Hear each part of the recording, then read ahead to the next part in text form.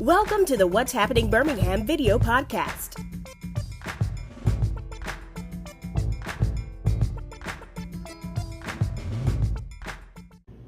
Hello everyone, this is Jarvis S. Scott with What's Happening Birmingham. Today I have the honor and pleasure of having on Mr. Joshua Yates. He is the Director of Public Works for the City of Birmingham. So I'm very excited to have him on the podcast today. Thanks for coming on today. Thank you, sir. Great. You know, Birmingham, it's the summertime, and you know, two things happen when it's summertime. We get a lot of rain here in Birmingham, and as a result of getting a lot of rain, we get a lot of grass. So I was so happy that Mr. Yates decided to come on the podcast today. So Mr. Yates, before we start off, and get, I like to say, get in the weeds of a couple of questions, just give a quick bio. Where you from and things like that. Well, I spent about a decade in Tuscaloosa, working with the government there, storm drainage, lakes maintenance, lots of different areas of engineering, construction, project management. So spent a decade there in Tuscaloosa and came over to City of Birmingham, worked for the Planning, Engineering, Permitting Department. Spent a couple of years as stormwater administrator, working with Director Bell and others in that department. And had the privilege of starting in January as a deputy director of Department of Public Works, and just recently moved up to the director role. And very, very excited to be here and take on the challenges that face us every day. Well, congratulations! I know you got a lot of experience, especially in Tuscaloosa, because Tuscaloosa, you know, get a whole lot of other things like tornadoes. So, yes, sir. Let's first off the first question: how is the trash and the brush kind of pickup schedule, organized and scheduled here in Birmingham? So we have 4 different districts throughout the city. We have north, south, east, and west. And each one of our districts goes out and picks up half their district for household garbage on Monday and picks up the next half on Tuesday. And that cycle repeats again on Thursday and on Friday. Wednesdays we have recycle days. And then the bulk pickup occurs every 3 weeks. So it's organized and broken out into 4 quadrants, and we go from there. All right, and I see the schedule, because that's something I actually sent out earlier this month. So for August, that's kind of pretty much covered out. How do the people know in the neighborhood know when to bring the trash and the recyclables? So in regard to household garbage, if there's anybody that doesn't know when their household garbage is expected to be picked up, they can call 311. And they will, if they give them the address, they'll tell them what days they can expect their garbage pickup. If you're looking for your bulk pickup for your neighborhood, you go online to the City of Birmingham's website, bulk pickup, and you look on there, and for the month of August, it's posted every neighborhood and what day it's going to be there. And if you can put it out the day before or that early morning of the day of, that's the best case scenario for us. So our trucks run really early. We get up early and go, trying to beat the heat. But they get up early and run. If you can put it before we get there, that's the best thing we can ask for. So right before we get there, early morning, when I say early, real early, 5:30 or before, or the night prior. So. Okay, so when do people need to set out the bulk trash? Other than like the regular, like I guess like the couches and all that other stuff, furniture. Don't put it out until about the day before. Okay. So the day or night before scheduled pickup. That way we don't have it just sitting out there for weeks at a time. Our crews do a really good job of sweeping the areas on the days that they're scheduled. And if you put it out there the day before, we'll be there on the day of and we'll pick it up. Okay, so you're coming in this position in a very interesting time. Well, you know, a lot of people think it was coming out of the pandemic. We're actually still in the pandemic. How's that and the increase in weather affected your department and things you do? Well, you know, last week we had the heat warnings that were going out. We've had a significant amount of rain. And then COVID has played a part in a lot of the workforce challenges that we've had. However, our teams work extremely hard. They're very dedicated. They go from 5:30 in the morning and some stay till 8, 9, 10 o'clock at night to make sure the job is done. We seldom fail at our job. We always stay until the trash is up, the bulk gets picked up. We're working extremely hard, but the heat can cause a lot of issues with our personnel. As you imagine going out and cutting your grass, you get hot when you do that, or guys are getting hot on the back of the truck. It makes them tire out a little bit quicker. The equipment, you you're on a hot pavement surface in a heat advisory, or tires blow, or rubber gaskets can blow. There's lots of things that come along with the heat. And then you add the rain in it. Obviously, we can't work during the heavy rains. We get shut down. Our grass continues to grow higher, and we can't cut it because it's too wet. So it makes for a lot of challenges that we have to face. But like I said, we have very, very dedicated employees, and they stay out there and they try and get the job done as best they can. Yeah, I actually saw one of your employees yesterday. I was interviewing Councilor Alexander at Roosevelt City Park, and they was cutting right behind the whole time, the noise, but they was getting the job done. The next thing I want to talk about, I guess you hear about this a lot here in Birmingham since you took on this position. What are the procedures for reporting like the overgrown lots and the dilapidated homes and buildings? You can talk about it for a few moments. So the best way to report those is by calling 311.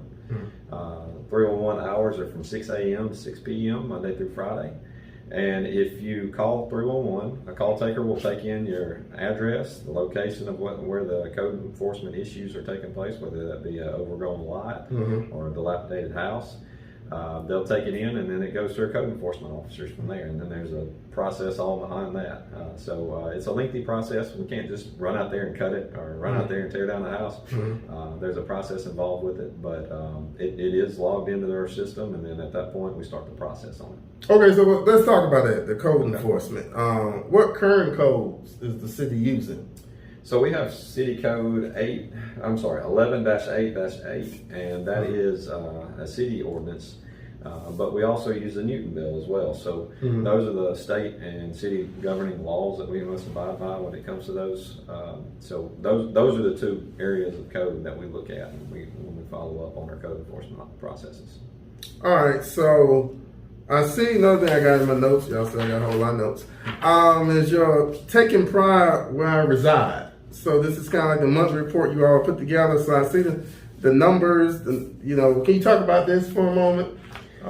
So taking pride where I reside, the mayor initiated that program towards the start of the summer, and we've been basically utilizing that as a targeted approach in the neighborhoods of really targeting a certain things. Litter, like grass cutting, our transportation departments looking at street signs, our code enforcement and PEP looking at our different blight and other areas and what we need to tackle next. We're running our street sweepers through there. We're really targeted in each neighborhood one at a time to try and really focus on the problems that the residents are having so that we can get ahead of the issues before we get the calls to 311. Yeah, I see 963 bags of litter collected. You cut over 1,000 locations, 545 street signs, and 1,949 trash and dump piles. No, that's tons. Yeah, tons. I take that back, tons. All right, so I guess another thing I want to say, how has this impacted the communities from these reports so far? I see you got the neighborhood cleanups with it. So we've had really good success. Our citizens, a lot of citizens are buying in, our neighborhoods are buying in. I know there's a lot of campaigns that are running right now talking about the Be Like My Community, and that they're really taking off with that. They're doing really well. So this program is targeted towards the neighborhoods, and I think it's really making a difference in our neighborhoods, seeing a little cleaner, a little. The small things that you notice on a daily basis, like the signs and things of that nature, are being taken care of. Okay, so I guess my biggest question I want to kind of ask you, and I'm glad I got you in front of me. So what's some of the biggest challenges you all are facing right now? I mean, besides COVID-19, because this is very, like you say, like I guess if you're a logistics person or you're a project management person, this is like a dream job for somebody. Well, I tell you, we have an extremely great group of folks that are very dedicated, but we're looking to add more to our staff. So one thing I'd encourage is we're hiring starting the 15th. All our refuse collectors will be at a minimum of $15. Okay. And it's at Birmingham, www.birminghamal.gov/work-for-BHAM. And refuse collectors are one of our most key and critical roles. We've got drivers and we've got other positions out there, but the collectors on the back of that truck grabbing garbage, those it's hard to find good people that want to come out and do the job, but we've got some really good ones on staff, and we're trying to hire more. You know, and then I got also when I'm thinking about any volunteer groups you want to say they always want to come out and clean, are those welcome as well? Well, we do have volunteer groups all the time. I really hate to even get into labeling the number of them because there's so many of them, I'll miss somebody. But we organize that through our KBB program and community service programs, and we do get a lot of volunteers out there that do a really good job in cleaning up the community. Okay, so any final thoughts you want to add? You know, tell the viewers, the citizens about the work you do every day. Well, and the employees of your department? The employees are the backbone of the city. I mean, they really do. They work very, very hard.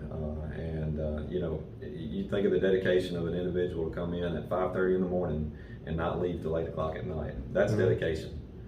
And they work extremely hard. We're giving them what we can, the tools to do the job, and we're just very, very appreciative for the work that they do. And we appreciate the citizens too.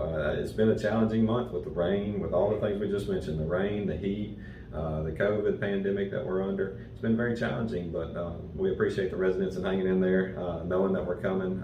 We stay until the job's done, and so we've really been trying to focus in on that, and just bear with us. We're gonna keep getting better and better. Okay, well, I want to thank you for coming on. I want to bring you back in the fall. Yes, because sir. One thing about Birmingham weather and Alabama weather, it changes each season, so it's never the same. Yes, sir. It may be grass, next week may just be cold weather. Then the boy freezes up. So thank you for coming on today, Josh. Thank you. Good. He's a little bit taller than me, but I think if we're playing basketball with him, I think I could take him.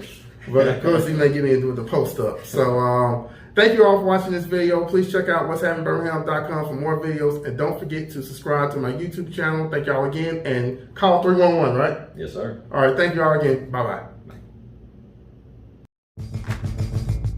Thank you for watching the What's Happening Birmingham video podcast. Please check out our website, app, or subscribe to our YouTube channel for the latest videos today.